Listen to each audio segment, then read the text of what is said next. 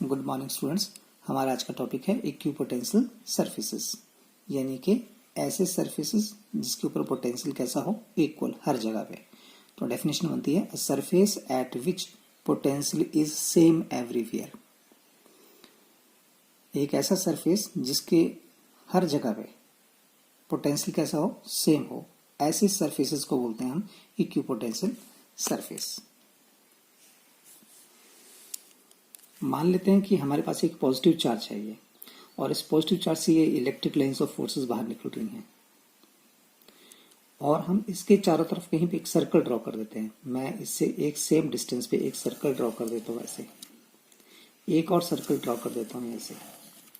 तो ये जो फर्स्ट सरफेस ड्रॉ किया मैंने ये वाला, और ये सेकंड सरफेस मैंने ड्रॉ किया यहाँ पे, तो आप नोट करेंगे कि ये जो फर्स्ट सरफेस है इसका डिस्टेंस सेंटर से यहां तक जितना है उतना यहां से यहां तक है, उतना डिस्टेंस यहां तक है, उतना डिस्टेंस यहां तक है, यानी सेंटर से इसका डिस्टेंस बराबर है। तो ये जो सरफेस हुआ यहाँ पे पोटेंशियल इस चार्ज की वजह से यहाँ पे पोटेंशियल सेम होगा। अगर मान लीजिए इस चार्ज की वजह से यहाँ पे पोटेंशियल अगर 2 वोल्ट है तो यहाँ पे भी 2 वोल्ट होगा, यहाँ पे भी 2 वोल्ट होगा, यहाँ पे भी। क्यों? क्योंकि सेंटर से इसकी दूरी बराबर है। तो इस सरफेस को बोलेंगे हम इक्विपोटेंशियल सरफेस। उसी तरह से सेकंड सरफेस जो ड्रॉ किया, ये सेकंड सरफेस जो है इसका डिस्टेंस सेंटर से यहां तक जितना है उतना यहां से यहां तक है, उतना ही यहां से यहां तक है। यानी ये सरफेस जो है ये चारों तरफ से ये सेंटर से बराबर दूरी पे है, इसलिए यहाँ पे जितनी वोल्टेज होगी उतनी वोल्टेज यहाँ पे होगी, उतनी यहाँ पे होगी, उतनी यहाँ पे होगी, हर जगह पे। तो अगर यहाँ पे मान लीजिए 5 वोल्ट है तो इस पूरे सरफेस पे 5 वोल्ट होगी। तो ऐसे सरफेसेस को हम बोलते हैं इक्विपोटेंशियल सरफेसेस, जिनके हर एक पॉइंट पे पोटेंशियल सेम होता है। अब हम बात करते हैं इक्विपोटेंशियल सरफेसेस की प्रॉपर्टीज के बारे में कि इसकी प्रॉपर्टीज क्या है। तो इसकी प्रॉपर्टीज ये है, नंबर 1 कि इक्विपोटेंशियल सरफेस पे जो वर्क डन किया जाता है to move a test charge that is equal to 0। यानी कि इसकी फर्स्ट जो प्रॉपर्टी है जो मैं यहां पे लिख रहा हूं, ये पहली प्रॉपर्टी लिखी है मैंने, work done in moving test charge over an equipotential surface is 0। यानी किसी इक्विपोटेंशियल सरफेस के ऊपर अगर किसी टेस्ट चार्ज को मैंने मूव करना हो तो वर्क डन किसके बराबर आता है? 0 के बराबर। कैसे आता है? अब हमें पता है कि वर्क डन पर unit test charge is equal to potential at that point. या दूसरी डेफिनेशन आपने पढ़ी थी जिसमें आपने ये लिखा था कि सपोज कर लीजिए आपके पास ये 2 पॉइंट हैं, ये ए पॉइंट है और ये मान लीजिए बी पॉइंट है, और ए पॉइंट पे पोटेंशियल वी ए है, बी पॉइंट पे पोटेंशियल वी बी है। एक टेस्ट चार्ज यहाँ पे रखा है, ये लो पोटेंशियल है और ये मान लीजिए हाई पोटेंशियल है। तो जैसे लो पोटेंशियल से आप हाई पोटेंशियल की तरफ इस चार्ज को लेके आओगे जो यहाँ पे रखा होगा क्यू नोट चार्ज, तो work done to move the charge from A to B ऐसे लिखते थे। वर्क डन पर unit test charge to move from A to B is equal to potential at high point and potential at low point. ये यूं मान लीजिए कि ये था पोटेंशियल डिफरेंस का फार्मूला, कि जब आप लो पोटेंशियल से हाई पोटेंशियल की तरफ वर्क डन करते हो, किसी चार्ज को लेके आते हो, तो वर्क डन का फार्मूला था वर्क डन पर unit charge from A to B is equal to V B high potential minus low potential. अब क्योंकि इक्विपोटेंशियल सरफेस में ये पोटेंशियल सेम होता है, यहाँ पे मैंने लिखा ये पोटेंशियल यहाँ पे वी ए है, यहाँ पे वी बी है, पर जब दोनों पोटेंशियल सेम होंगे, जब V A is equal to V B होगा तो ये रकम क्या हो जाएगी? 0। दोनों सेम हो जाएंगे तो 0। तो 0 हो जाएंगे तो आप लिखेंगे कि वर्क डन पर unit test charge is equal to 0। इसको इधर लेके जाओ तो ये W जो है दैट इज इक्वल टू 0। यानी एक चार्ज को A से लेके B तक लाने में हमें कितना काम करना पड़ेगा? 0 काम करना पड़ेगा। यह है इसकी पहली प्रॉपर्टी।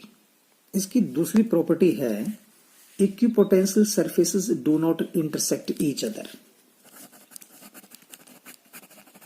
इक्विपोटेंशियल सरफेस एक दूसरे को नहीं काटते। देखिए ये चार्ज है, चार्ज से बराबर दूरी पे एक मैंने सरफेस ड्रॉ किया, तो इस सरफेस को मैंने बोला इक्विपोटेंशियल सरफेस। एक और सरफेस ड्रॉ किया, ये सेकंड है, ये भी इक्विपोटेंशियल सरफेस है। कभी भी ये सरफेस इस सरफेस को आपस में काट नहीं सकता, इंटरसेक्ट नहीं कर सकता। मान लेते हैं कि अगर एक सरफेस दूसरे सरफेस को काट लेता, मान लीजिए एक सरफेस ये था इक्विपोटेंशियल और दूसरा सरफेस ये है, आपस में एक दूसरे को काट रहे हैं, तो जिस पॉइंट पे ये काटेंगे उस पॉइंट पे पोटेंशियल कितना होगा? 2। मान लीजिए ये जो सरफेस था इसका पोटेंशियल था 2 वोल्ट और ये जो सरफेस है इसका पोटेंशियल था 3 वोल्ट। तो जिस पॉइंट पे आपस में इंटरसेक्ट करेंगे वहां पे कितना पोटेंशियल होगा? 2 या 3? ना तो या 2 होगा या 3, पोटेंशियल तो सेम एक ही होगा। तो एक पॉइंट पे 2 पोटेंशियल नहीं हो सकते, एक पॉइंट पे एक ही पोटेंशियल होगा। इस सरफेस पे 2 ही पोटेंशियल होगा, इस पे 3 ही होगा। पर यहां जहां इंटरसेक्ट करेंगे वहां पे क्या बोलेंगे? अब 2 वोल्ट है कि 3 वोल्ट है? तो ऐसा नहीं होता। तो हम इसलिए बोलते हैं कि इक्विपोटेंशियल सरफेस एक दूसरे को काट नहीं सकते, इंटरसेक्ट नहीं कर सकते। हमारी थर्ड प्रॉपर्टी है equipotential surfaces shows the region of strong and weak electric field. तो अगर आपके पास यहाँ पे पॉजिटिव चार्ज है तो यहां से जो इलेक्ट्रिक लाइंस बाहर निकल रही है, ध्यान दीजिएगा, ये इलेक्ट्रिक लाइंस बाहर निकल रही है इस तरह से। तो अगर मैं यहाँ पे सरफेस ड्रॉ करता हूँ, एक सरफेस में यहाँ ड्रॉ करता हूँ, तो आप ये नोट करेंगे कि ये जो 2 सरफेस ड्रॉ किए, यहाँ पे यहाँ से लेके यहाँ तक का डिस्टेंस कम है और यहाँ से लेके यहाँ तक का डिस्टेंस ज्यादा है। तो जहां पे इलेक्ट्रिक लाइंस नजदीक नजदीक होंगी इसका मतलब वो रीजन जो है वो स्ट्रॉन्ग इलेक्ट्रिक फील्ड है।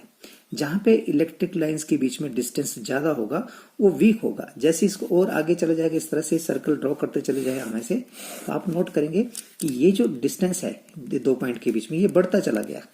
तो जैसे जैसे ये डिस्टेंस बढ़ता चला गया ऐसे बढ़ रहा है, इसका मतलब यहाँ पे इलेक्ट्रिक फील्ड वीक है, यहाँ पे स्ट्रॉन्ग है, यहाँ और ज्यादा स्ट्रॉन्ग है, यहाँ पे और ज्यादा स्ट्रॉन्ग है। तो हमने बोला equipotential surfaces shows the region of strong and weak electric forces. तो ये इक्विपोटेंशियल सरफेसेस हैं जो ये हमें बताते हैं। ये इक्विपोटेंशियल सरफेस है, यहाँ पे नजदीक नजदीक है लाइनें, तो यहाँ स्ट्रॉन्ग इलेक्ट्रिक फील्ड है, यहाँ पे दूर दूर है तो ये वीक इलेक्ट्रिक फील्ड है। लास्ट प्रॉपर्टी है electric field is normal to the equipotential surfaces. हमेशा इलेक्ट्रिक फील्ड जो है वो इक्विपोटेंशियल सरफेस के नॉर्मल होती है। जैसे हमने यहाँ पे फिगर में देखा था हमने कि ये इक्विपोटेंशियल सरफेस है तो ये इलेक्ट्रिक फील्ड निकल रही है, तो हमेशा कैसी है? नॉर्मल। इस सरफेस के ऊपर ये नॉर्मल है।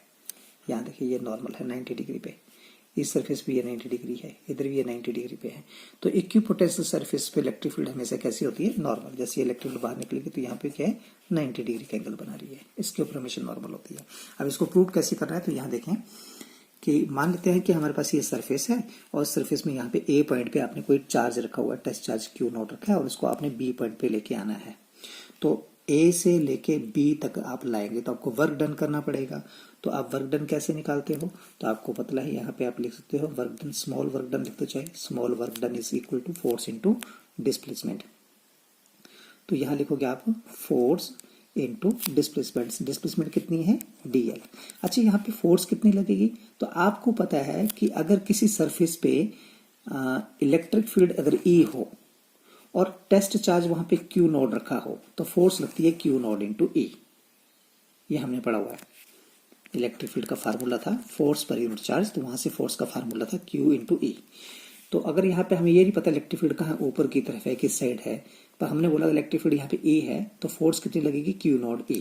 तो यहाँ पे मैंने वर्क डन निकाला, work done is equal to force की जगह लिखा मैंने Q not E dot dl।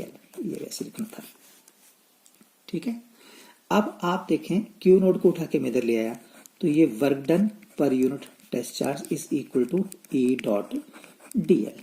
अभी हमने फर्स्ट प्रॉपर्टी पढ़ी कि इक्विपोटेंशियल सरफेस में वर्क डन इक्वल टू 0 होता है, तो ये 0 होगा। अगर 0 है तो 0 ओवर समथिंग इज 0, तो ये सारा का सारा 0 हो गया। 0 is equal to E dot dl। या यूं लिख सकते हैं आप E dot dl is equal to 0। अब किसी भी 2 नंबरों का डॉट प्रोडक्ट, 2 वेक्टर्स का डॉट प्रोडक्ट जो है आपके पास 0 कब आता है? अब देखिए यहाँ पे E dl cos of theta equal to 0। अब आप मुझे बताइए कि यहाँ पे थीटा की क्या वैल्यू रखूं कि सारी रकम 0 हो जाए। तो आपको ये पता होना चाहिए कि cos 90 डिग्री पे क्या होता है, 0 होता है। इसका मतलब यहाँ पे थीटा क्या आएगा, 90 डिग्री आएगा। जब थीटा यहाँ पे 90 होगा तो cos की वैल्यू 0 हो जाएगी। cos 90 0 into EDL equal to 0। तो थीटा कितना आया, 90 degree. What is theta?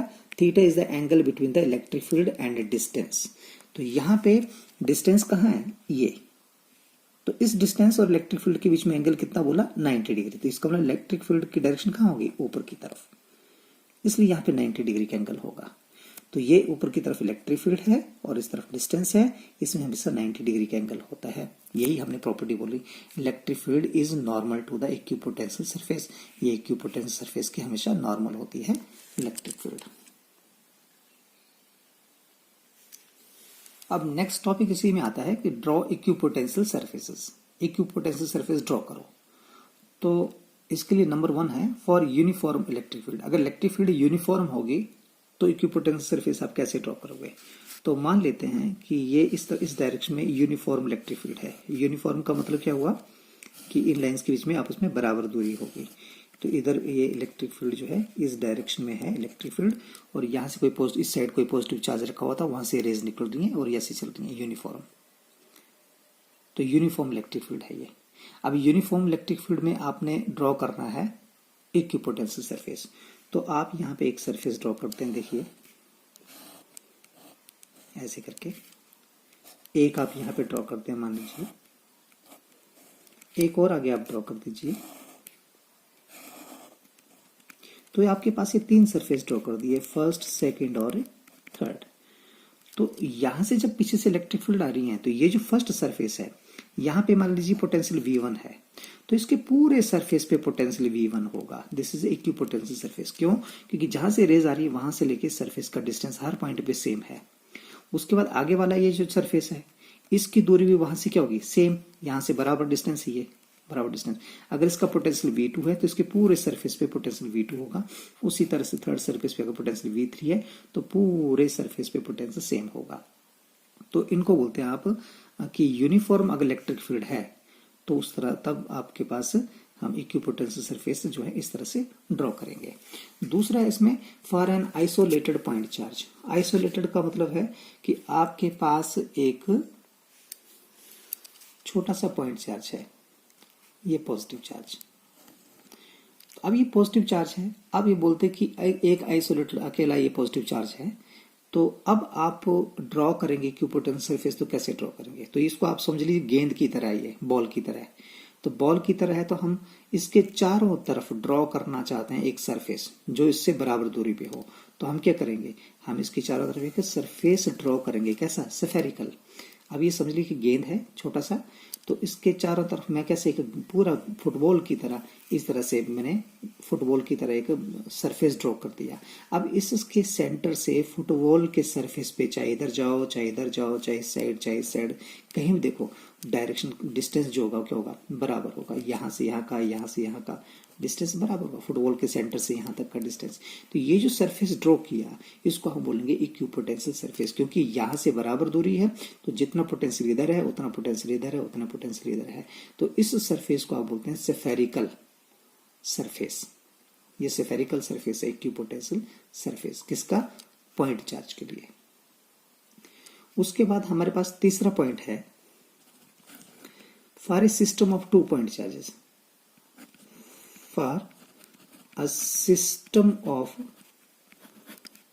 2 point charges, 2 point charges, for a system of 2 point charges. तो अब इसमें डिपेंड करता है कि 2 पॉइंट चार्जेस जो है वो आपके कहाँ कहाँ हैं।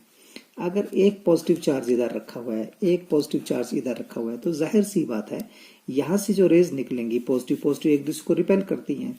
तो इधर से पॉजिटिव चार्ज, ये रेज इधर चली गई, इसकी इधर चली गई, इसकी यहाँ चली गई, ये यहाँ पे चली गई, इधर चली गई, इधर चली गई। जो इधर निकल रही थी या इधर निकल रही थी वो थोड़ी सी क्या हो जाएंगी, वो थोड़ी सी बेंड हो जाएंगी, क्योंकि पॉजिटिव क्या करेंगी, रिपेल करेंगी, ये बेंड करेंगे। यहाँ से जो निकलेंगे उसी तरह से ये ऐसे मुड़गी थोड़ी सी, ये थोड़ी सी ऐसी मुड़गी। क्यों? क्योंकि पॉजिटिव एक दूसरे को रिपेल करेंगे, तो ये इस तरह से बेंड हो जाएंगे। ये तो आप ये देखें इस तरह से। अब इसके ऊपर आप सरफेस ड्रॉ कर दें तो नजदीक तो इसके गोले गोले आ गए इस तरह से सर्कल दोनों के, लेकिन अगर बड़ा अगर आपने इक्विपोटेंशियल सरफेस ड्रॉ करना है तो इस तरह से ड्रॉ करेंगे, यानी कि यहाँ पे पोटेंशियल सबका सेम होगा, पॉजिटिव पॉजिटिव का। अगर उसी तरह से एक सरफेस पॉजिटिव और एक नेगेटिव हम ड्रॉ करें, मान लीजिए एक पॉजिटिव चार्ज है आपके पास और एक आपके पास यहाँ पे नेगेटिव चार्ज है, तो उस तब आपने जब इक्विपोटेंशियल सरफेस ड्रॉ करना है तो क्या होगा, पॉजिटिव से रेज निकलती कहाँ जाती हैं, नेगेटिव में। पॉजिटिव की बाहर चलेगी, नेगेटिव की अंदर आ रही है, पॉजिटिव की इधर से बाहर चलेगी, पॉजिटिव की इधर से बाहर चलेगी, नेगेटिव की यहाँ से कहीं अंदर से एंटर कर रही है। पर ये जो निकल रही थी यहाँ से पॉजिटिव की, वो इधर नहीं जाएंगी, सीधे ऊपर को नहीं जाएंगी, बल्कि मुड़ेंगी और इधर आ जाएंगी। उसी तरह यहाँ से आएंगी, वो कहाँ आएंगी, इधर आ जाएंगी। ये जितनी है ये मुड़ेंगी इस साइड को, ये इस साइड को, क्योंकि पॉजिटिव और नेगेटिव पॉजिटिव को अट्रैक्ट करता है। तो इस तरह से इलेक्ट्रिक लाइंस जो है मुड़ेंगी। तो यहाँ पे भी अगर इस तरह से आप सर्कल ड्रॉ कर दें तो ये इनको आप बोलेंगे आप इक्विपोटेंशियल सरफेसेस। नेक्स्ट टॉपिक है हमारा potential energy of system of charges. अगर बहुत सारे हमारे पास चार्जेस हैं तो उनकी वजह से टोटल पोटेंशियल एनर्जी कितनी हो सकती है। तो फर्स्ट ऑफ ऑल हम निकालेंगे पहले potential energy of A system of 2 point charges. Potential energy of a system of 2 point charges. 2 point charges की वजह से कुल कितनी पोटेंशियल एनर्जी हो सकती है, potential energy of system of 2 point charges. तो इसमें मान लेते हैं हमारे पास कि एक ये कोऑर्डिनेट सिस्टम लेते हैं, ये सेंटर पॉइंट है, ये एक्स एक्सिस लिखा, इसको वाई एक्सिस लिखा, इसको आपने जेड एक्सिस लिखा। मान लेते हैं कि ए पॉइंट और ये एक है बी पॉइंट। ए पॉइंट का यहां से पोजीशन वेक्टर बोलो कितना है, आर ए, और बी पॉइंट का पोजीशन वेक्टर है आर बी। यहां से इसका डिस्टेंस आर बी। ए पे जो टेस्ट चार्ज रखा हुआ Q1 है और बी पे जो रखा हुआ है Q2 है। हमने निकालना क्या है, कोई एक सिस्टम हमारे पास जिसमें 2 चार्जेस हैं Q1 और Q2, तो इनकी कुल पोटेंशियल एनर्जी कितनी होगी। तो हमने एक फॉर्मूला पढ़ा था और वो ये था कि वर्क डन पर unit charge is equal to potential. Potential का फार्मूला है वर्क डन पर यूनिट चार्ज, यानी अगर आपने पोटेंशियल निकालना होगा तो वर्क डन पर यूनिट चार्ज निकालना पड़ेगा, वो पोटेंशियल के बराबर होता है। उसी को हम यहाँ पोटेंशियल एनर्जी बोल रहे हैं। तो मैं चाहता हूँ कि एक सिस्टम है जिसमें 2 चार्जेस हैं Q1 Q2, इनकी टोटल पोटेंशियल एनर्जी कितनी है। तो हम क्या करेंगे, सबसे पहले हम इस Q1 और Q2 को यहाँ से रिमूव कर देंगे। ये जो 2 चार्जेस रखे हैं कि मान लो यहाँ पे नहीं है, ये इन्फिनिटी में है, ये ए वाला Q1 को उठाया और कहाँ पे रख दिया, इन्फिनिटी पे। और ये जो बी वाला चार्ज था Q2, इसको भी यहां से उठाया और कहां रख दिया, इन्फिनिटी में। अब हम क्या करेंगे, इन्फिनिटी से इसको उठा के लाएंगे, यहां पे रखेंगे। तो यहां से यहां तक लाने में कुल कितना काम करना पड़ा, वो होगा potential of at point A. उसी तरह से Q2 चार्ज को इन्फिनिटी से जब मैं बी पॉइंट तक लाऊंगा तो मुझे कुल कितना काम करना पड़ा, वो वर्क डन जो होगा that is equal to the potential at point B. फिर हम दोनों पोटेंशियल का ऐड कर लेंगे तो टोटल पोटेंशियल आ जाएगा। तो मान लेते हैं कि फर्स्ट ऑफ ऑल हम दोनों चार्जेस को रिमूव कर दिया, इन्फिनिटी में रख दिया। अब सबसे पहले हम पहले चार्ज को Q1 को इन्फिनिटी से ए तक लेके आते हैं, तो कुल कितना काम करना पड़ेगा। अब इसके लिए हम क्या करेंगे, तो हम ऐसे लिखेंगे वर्क डन, मैं यहीं पे लिख देता हूं, ये W work done to move the charge first. ठीक है, इसको चाहे 1 लिख दो चाहे 2 लिख दो, आपको जो लिखना है।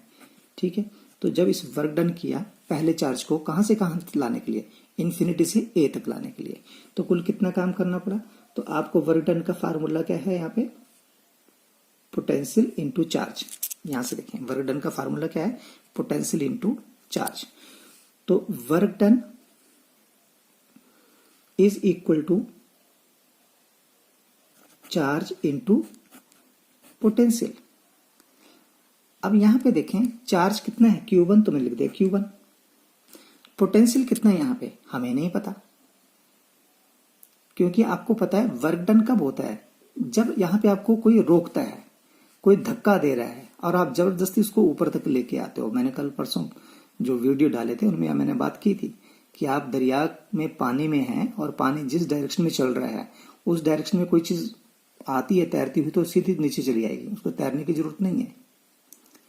लेकिन अगर आप पानी की उल्टी डायरेक्शन में जाना चाहेंगे तो आपको अपने हाथ पांव मारने पड़ेंगे, आपको अपनी एनर्जी लगानी पड़ेगी। तो लो पोटेंशियल से हाई पोटेंशियल की तरफ जाते हैं तो वर्क डन करते हैं। अब जब आप इस चार्ज को इन्फिनिटी से इस तरफ लेके आए तो क्या कोई यहाँ पे चार्ज था पहले से? नहीं था। जब कोई चार्ज ही नहीं था तो उसकी इलेक्ट्रिक लाइंस भी नहीं थी, तो इसको कोई धक्का नहीं दे रहा था, तो यहां से यहां लाने में इसको कोई अपोज नहीं कर रहा था, इसलिए वर्क डन इसको यहां से इन्फिनिटी से ए तक लाने में कुल काम कितना करना पड़ा? 0, क्योंकि यहां पे ये जो पोटेंशियल था वो कितना था? वो था 0। यहाँ पे कोई और चार्ज था ही नहीं। जब चार्ज नहीं होगा तो पोटेंशियल नहीं होगा, तो work done is equal to कितना आएगा? 0। तो पहले चार्ज को जब इन्फिनिटी से यहाँ पे लाओगे, जब कोई दूसरा वहां पे कोई चार्ज उपलब्ध नहीं है, उसकी कोई इलेक्ट्रिक लाइंस इसको अपोज नहीं करनी है, तो वर्क डन इक्वल टू 0। अच्छा, अब ये चार्ज इधर आ गया। अब सेकंड चार्ज को हम Q2 को इन्फिनिटी से कहां लाते हैं? B पॉइंट पे। तो जैसे मैं सेकंड चार्ज को इन्फिनिटी से इधर लेके आऊंगा B पे, तो क्या होगा? जैसे मैं इसको ला रहा हूं तो ये चार्ज तो पहले से यहां मौजूद है, ये भी पॉजिटिव चार्ज है, ये पॉजिटिव को क्या करेगा? रिपेल। ये भी पॉजिटिव है, ये भी पॉजिटिव है, तो जब इस Q2 को लाऊंगा तो इसकी इलेक्ट्रिक फील्ड होगी इस चारों तरफ, वो पॉजिटिव रेज इसको रिपेल करेंगे, धक्का देंगे कि तू आगे मत आ, पर हमें जबरदस्ती इसको उठा के यहां तक लाएंगे। तो when the work done to move the charge Q2 from infinity to point B against the electric field of charge Q1, then work have to done। तो कितना काम करना पड़ेगा? तो आप लिखेंगे, मान लीजिए work done to move the second charge. कहां से कहां? तो वर्क डन का फार्मूला फिर से हो गया। वर्क डन का फार्मूला पोटेंशियल इनटू चार्ज। कौन सा चार्ज लेके आए हम? Q2। तो मैंने लिखा Q2 इनटू पोटेंशियल। पोटेंशियल किसका होगा? पोटेंशियल होगा किसका? Q1 का। किस पॉइंट पे? B पॉइंट पे। तो आप यहां पे लिखे into potential at B due to Q1। तो ये जो Q1 चार्ज पहले यहां पे उपलब्ध था, उसकी वजह से B पॉइंट पे कितनी वोल्टेज थी, कितना पोटेंशियल था, ठीक है, उस पोटेंशियल का और चार्ज का आपस में मल्टीप्लाई करेंगे, दैट इज वर्क डन। तो W2 हमारे पास इस तरह से आ जाएगा। तो आप लिखेंगे work done is equal to, तो आपके पास क्या है? ये इसको ऐसे लिख सकते हैं Q2, और ये पोटेंशियल एट जो B लिखा था उसको मैं VB लिख देता ऐसे। तो ये है work done to bring the second charge from infinity to point B। अब यहां पे हम ऐसे करते हैं, ये जो वर्क डन किया इस पे आपने Q2 ऐसे रहने दिया, पोटेंशियल निकालना है B पॉइंट पे। तो B पॉइंट पे इस चार्ज की वजह से कुल कितना पोटेंशियल होगा? तो पोटेंशियल का फार्मूला हमें पता है। पोटेंशियल का फार्मूला हमने पढ़ा है, V is equal to 1/4 pi epsilon naught into charge बटा डिस्टेंस। पढ़ा था ये फार्मूला। इसी फार्मूले का इस्तेमाल करते हुए यहाँ पे देखते हैं, यहाँ पे VB कितना आएगा? तो आप लिखेंगे 1/4 पाई एप्सिलॉन नॉट, और चार्ज, तो यहाँ पे चार्ज पहले कौन सा उपलब्ध था? Q1। उस चार्ज का पोटेंशियल है Q1, और यहां से यहां तक का डिस्टेंस, मान लीजिए डिस्टेंस 1 से 2 तक है, तो उसको मैंने बोला R12। तो इस डिस्टेंस को यहाँ पे लिख देते हैं R12। तो आप ऐसे लिख सकते हैं कि W2 लिखो चाहे W लिखो, W total work done, W is equal to 1/4 pi epsilon naught Q1 Q2 इकट्ठा लिख दिया मैंने, divided by R12। This is the work done to move the two charges from infinity to these 2 point। ये जो work done है, this will be equal to the potential energy। ये potential energy के बराबर होगा। क्यों? क्योंकि जब आप कभी काम करते हो किसी भी बॉडी के ऊपर, तो आपके द्वारा किया गया काम जो है उस बॉडी में स्टोर हो जाता है एज ए पोटेंशियल एनर्जी। तो पोटेंशियल एनर्जी को यू से रिप्रेजेंट करते हैं, तो this formula is equal to U. तो आप बोलेंगे this is the potential energy of the two system, ठीक है। This is the potential energy of the system of the 2 point charges. अब मान लेते हैं कि हमारे पास अगला क्वेश्चन इसी में ही है कि potential energy of system of 3 point charges. Next हमारा इसमें टॉपिक है potential energy of system of 3 point charges.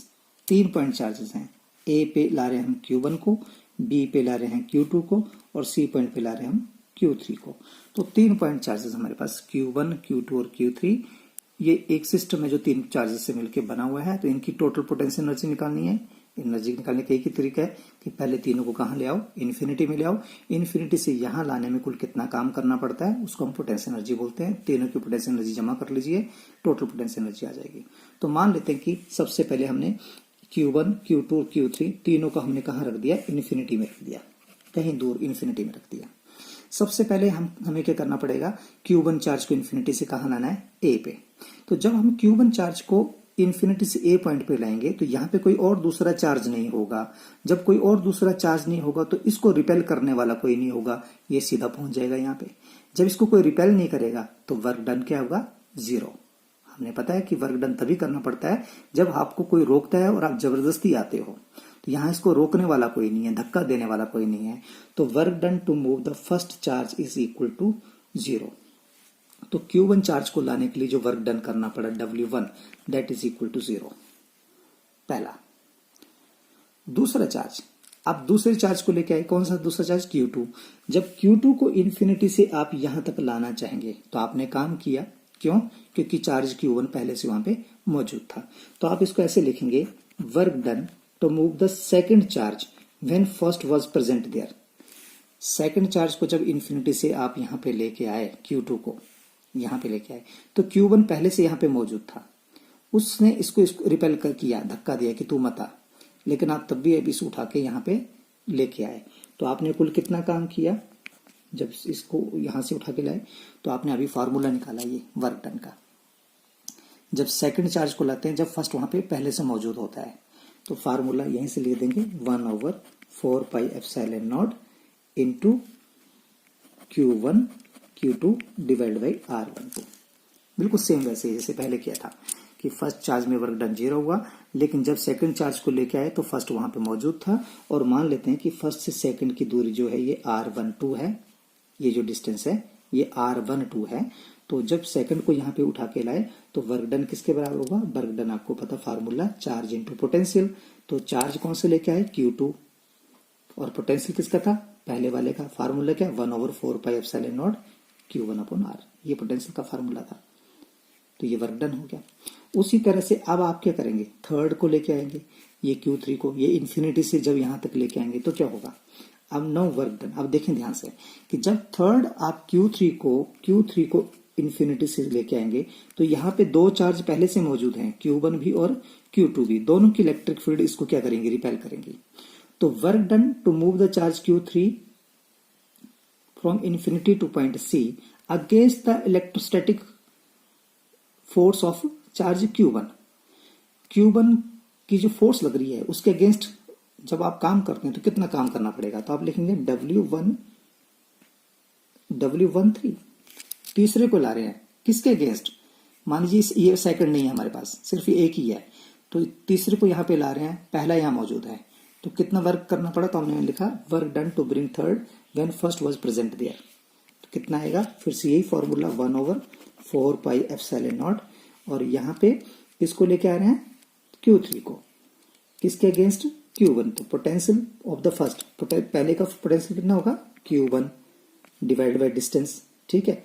तो और मान लीजिए कि यहां से फर्स्ट से लेके थर्ड का डिस्टेंस जो है वो R13 है, ये यहां से लेके यहां तक डिस्टेंस R13 है। तो आप लिखेंगे Q1 और ये लिखेंगे R13, work done is equal to potential into charge, charge कौन सा है, Q3। देखिए हमारे पास फॉर्मूला यही है, वर्क डन का पोटेंशियल इंटू चार्ज। तो मैं उसी चीज का इस्तेमाल यहां पे कर रहा हूं कि work done to move the third charge at point C when first was there, जब पहला वहां पे था, तो मैंने लिखा पोटेंशियल किसका, पहले वाले चार्ज का potential 1/4πε0 Q1 divide by R13, ये पोटेंशियल, और चार्ज कौन सा है, Q3। लेकिन जब मैं इसको ला रहा हूं तो ये Q2 भी यहाँ पे मौजूद है। तो work done to move the third charge, work done to move the third charge when against the electrostatic force of the second charge, तो क्या करना पड़ेगा, 1/4πε0, और यहाँ पे आएगा Q2 Q3 divide by R23।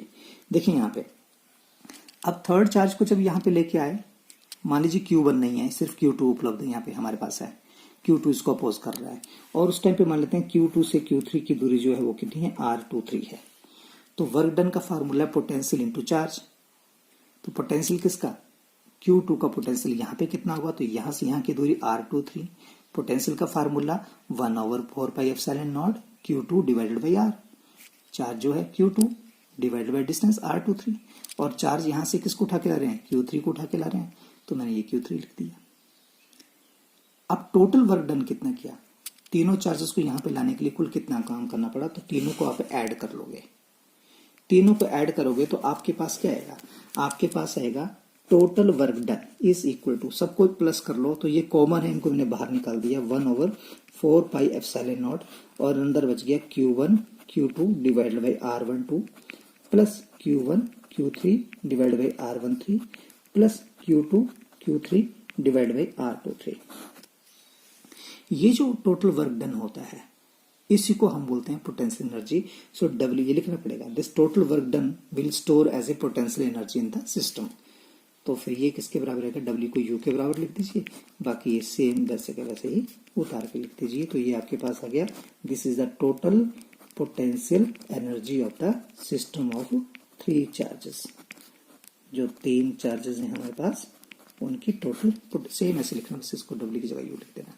This is the total potential energy of the system of 3 point charges. This is a very important question, potential energy of an electric dipole when placed in uniform electric field. तो ये uniform electric field है E, इसमें हमने एक dipole को रखा है, dipole की लेंथ 2a है, एक पॉजिटिव चार्ज है और एक नेगेटिव चार्ज है। तो आपको पता है इलेक्ट्रिक फील्ड लाइन जो है किसी पॉजिटिव चार्ज से आ रही हैं, तो ये इलेक्ट्रिक लाइन जो है ये पॉजिटिव पॉजिटिव को रिपेल करेंगे तो धक्का देंगे इस डायरेक्शन में, और ये नेगेटिव चार्ज है तो इसको पॉजिटिव रेज जो पॉजिटिव चार्ज जो अपनी तरफ खींचेगा इस डायरेक्शन में। तो मान लीजिए ये जो चार्ज है ये Q है, इधर भी सेम चार्ज होगा Q, ये नेगेटिव होगा ये पॉजिटिव होगा, तो इस पे कितनी फोर्स लगेगी, इस पे लगेगी QE, किस डायरेक्शन में, आगे के डायरेक्शन में। इस पे भी फोर्स लगेगी QE, पर किस डायरेक्शन में लगेगी, इस डायरेक्शन में। तो जब इक्वल एंड अपोजिट फोर्सेज लगती हैं किसी एक लाइन पे, एक इधर लग रही है एक इधर लग रही है, जैसे ये मान लीजिए पेन रखा हुआ है, तो अगर इस पेन पे अगर एक फोर्स इधर लगती है और एक नीचे से इस साइड को लगती है, तो ये पेन क्या करेगा, रोटेट करना शुरू हो जाएगा, ऐसे घूमेगा ये, तो उस फोर्स को हम बोलते हैं टॉर्क। तो जब भी इसे इक्वल एंड अपोजिट फोर्सेस लगती है तो उसको बोलते हैं टॉर्क। तो कितनी टॉर्क लगेगी यहाँ पे, तो आप बोलते हैं टॉर्क को टॉ से रिप्रेजेंट करते हैं। टॉर्क का फार्मूला होता है R क्रॉस F, ये हमने पढ़ा है पहले +1 में। Torque equal to R cross F। What is R? R is the perpendicular distance between the 2 forces. तो ये जो 2 फोर्सेस लग रही हैं इनके बीच का परपेंडिकुलर डिस्टेंस, तो ये डिस्टेंस परपेंडिकुलर नहीं है, ये तो टेढ़ा सा है, ये तो डाइपोल की लेंथ है 2a। तो परपेंडिकुलर डिस्टेंस कैसे निकालेंगे, दोनों फोर्सेस में, तो इस फोर्स को यहाँ पे पीछे एक्सटेंड कर देंगे यहाँ तक, और इस फोर्स से यहाँ पे एक नॉर्मल ड्रॉ कर देंगे एन तक। ये जैसे इनको ड्रॉ कर दिया तो ये जो लाइन है यहाँ से लेके ये लंबाई जो है, ये लंबाई जो है ये हम निकालेंगे, इसको बोलते हैं परपेंडिकुलर डिस्टेंस। तो अगर मान लीजिए इस पॉइंट को मैंने A बोला है, इस पॉइंट को मैंने B बोला, तो AN निकालना है। और एक और बात कि मान लेते हैं कि ये जो डाइपोल रखा था इसकी इलेक्ट्रिक फील्ड लाइन के साथ एंगल कितना था, ये थीटा था। अगर ये थीटा है तो इधर भी कितना होगा, थीटा, क्योंकि हमने पढ़ा है कि 2 लाइनें ऐसे हों, ठीक है, तो जितना एंगल इधर होता है उतना एंगल इस साइड होता है। तो ये लाइनें ऐसे ड्रॉ की हैं, ये तिरक रेखा जो इसको काट रही है, तो ये एंगल थीटा है तो इधर भी थीटा होगा। क्लियर? और एंगल के सामने वाली साइड जो है ये हाइपोटेन्यूज, के सामने वाली परपेंडिकुलर, तो ये बेस है। मैंने निकाली कौन सी है, AN। तो जो निकालनी है उसको ऊपर लिखते हैं, तो मैं लिखता हूँ AN ऊपर, AN B ट्रायंगल से AN ऊपर लिखा, और ये नीचे लिखी AB, AN बटा AB। तो क्या आया, ये आया परपेंडिकुलर बटा हाइपोटेन्यूज। परपेंडिकुलर बटा हाइपोटेन्यूज क्या होता है, साइन थीटा, साइन थीटा। तो AN किसके बराबर आया, AB साइन थीटा। A से लेके B तक कितनी लंबाई है, 2a, तो आपने इसको बोला 2a साइन थीटा। इस रकम को लिया, ये AN जो है यह है परपेंडिकुलर डिस्टेंस जिसको मैंने R लिखा है, तो यहाँ पे भर दिया, तो आपके पास क्या आया, torque is equal to 2a sine theta, this is perpendicular distance. और फोर्स कितनी थी, फोर्स मैंने बोला QE, तो आप लिख सकते हो QE। फिर आपको पता है कि Q इंटू 2a क्या होता है, dipole moment. Q into 2a हो गया dipole moment, PE sine of theta, this is the torque. अब ये जब टॉर्क लग रही है इस डाइपोल के ऊपर, तो ये डाइपोल मूव कर रहा है। तो मान लीजिए डाइपोल पहले जो था ये θ1 एंगल था यहाँ पे, फिर उसके बाद ये मुड़ गया और एंगल हो गया θ2। तो कुल कितना काम करना पड़ा, ये डाइपोल पहले ऐसे रखा हुआ था, ऐसे, फिर धीरे धीरे ये ऐसे से मुड़ गया, ये ऐसे मुड़ गया और ज्यादा, ये फोर्स इधर लग रही है तो ऐसे मुड़ गया, तो पहले एंगल θ1 था फिर θ2 हो गया। तो कुल कितना काम करना पड़ा? तो फिजिक्स में हम क्या करते हैं, पहले स्मॉल काम करते हैं फिर उसको इंटीग्रेट करते हैं ज़्यादा के लिए, θ1 से θ2 के लिए। तो मान लेते हैं कि पहले ये जो डाइपोल था इस फोर्स की वजह से वो मूव किया कितना angle d θ, small angle move किया, तो स्मॉल वर्क डन करना पड़ा। तो वर्क डन होता है फोर्स इंटू डिस्प्लेसमेंट। यहाँ पे फोर्स क्या लग रही है? टॉर्क, तो आप लिखेंगे टॉर्क इंटू d θ। तो small work done is equal to torque कितना है? PE sine theta into d θ। This is the small work done to move the dipole. ये स्मॉल वर्क डन किया है। लेकिन अगर आप मानते हैं कि पहले यहाँ पे एंगल θ1 था और बाद में यहाँ पे एंगल θ2 हो गया, तो टोटल वर्क डन कितना करना पड़ेगा? तो आप लिखेंगे कि total work done to move the dipole from θ1 to θ2। तो total work done to move dipole from θ1 to θ2।